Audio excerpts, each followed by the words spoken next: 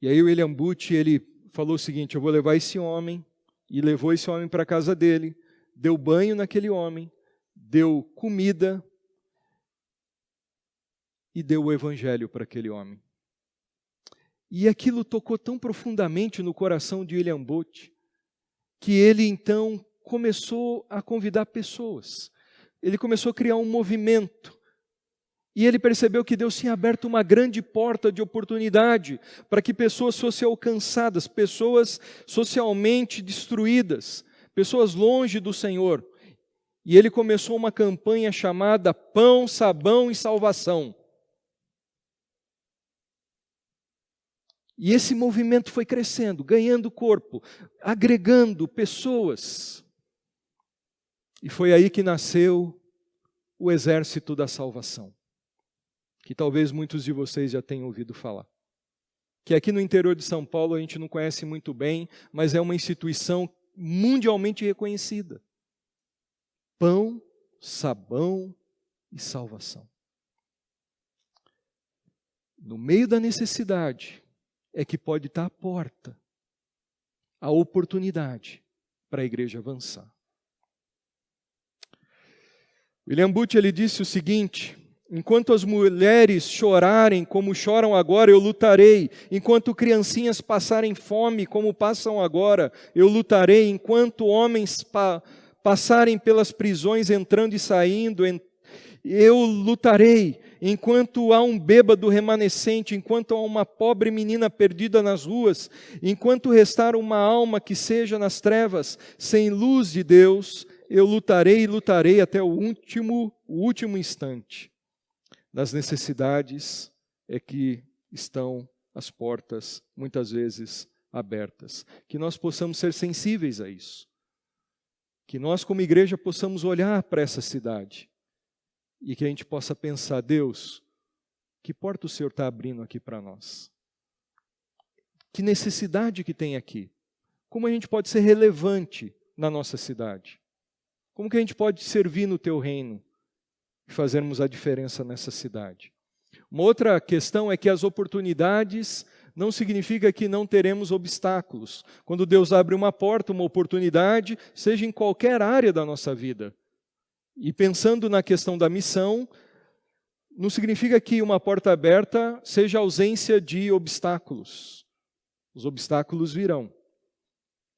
E nós devemos enfrentá-los. Paulo em Éfeso, ele ficou 3 anos ali pregando o Evangelho, e ele disse em 1 Coríntios 16, 9, sobre Éfeso: porque se abriu para mim uma porta ampla e promissora, porém há muitos adversários.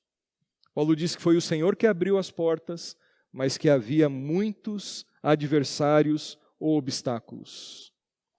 Porém, quando nós entramos nessas portas e colocamos a nossa vida nas mãos de Deus e aproveitamos bem as oportunidades, obstáculos vêm, mas o Senhor nos capacita e o Senhor nos ajuda a cumprirmos a nossa missão.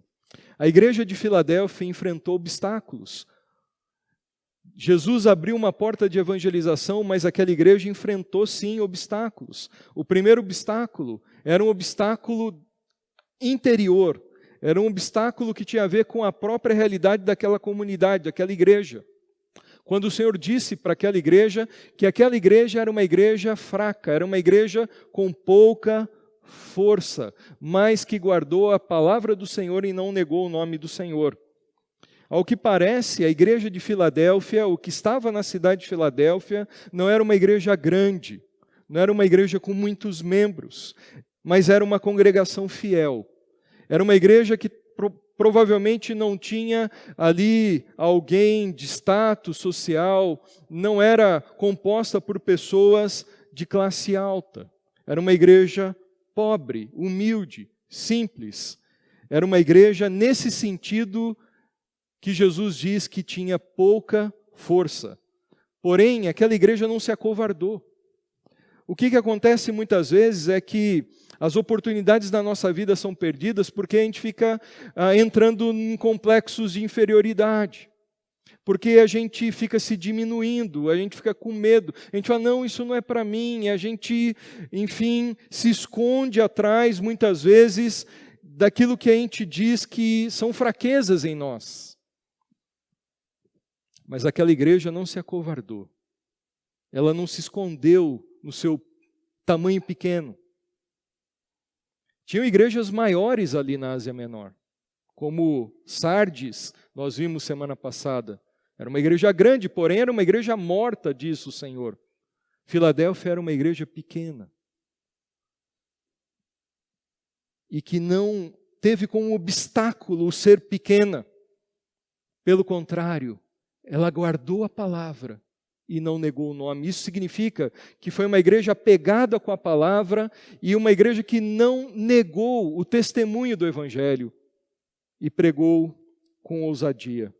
Um outro obstáculo daquela igreja, além de ser uma igreja fraca nesse sentido de uma igreja pequena, e o Senhor capacitou aquela igreja para que a obra do Senhor avançasse, e era uma igreja que provavelmente assim, o hino de Lutero, aquele hino Castelo Forte, poderia servir muito bem para representar aquela igreja considerada fraca. Quando Lutero ele escreveu Castelo Forte, ele disse que a nossa força nada faz, estamos sim perdidos, mas o Senhor socorro traz, vitória nos traz e somos protegidos. Ou aquele hino batista que eu cresci cantando esse hino quando diz, não é dos fortes a vitória, nem dos que correm melhor, mas dos sinceros e fiéis, como nos diz o Senhor. Então era uma igreja fraca, mas forte, ousada. Não achava a sua fraqueza um obstáculo. E também o outro obstáculo era a perseguição que havia na cidade de Filadélfia contra os cristãos. Os judeus daquela cidade se levantaram num motim, numa conspiração para levantar falsas acusações contra os cristãos. E aquilo então gerou grande perseguição contra a igreja. Satanás usou os judeus, e por isso Jesus chama os judeus aí de sinagoga de Satanás. Satanás é o acusador, é aquele que se opõe à obra de Deus. E a igreja então estava sendo perseguida por causa dos judeus. Era um obstáculo à pregação do evangelho, mas foi uma igreja que não se acovardou, que avançou. Viu a porta aberta, viu os obstáculos e não voltou atrás. Tem gente que a oportunidade vem em qualquer área da vida e percebeu a oportunidade no primeiro obstáculo, não, isso não é para mim. Tem uma frase, eu acho que foi Thomas Edison, que disse o seguinte, que a oportunidade, muitas pessoas não aproveitam porque ela muitas vezes vem disfarçada de uma coisinha chamada trabalho, dureza, sacrifício. E a gente quer aquela oportunidade, a coisinha fácil, né? Isso que é oportunidade, né? O brasileiro, né? Gosta dessas coisas.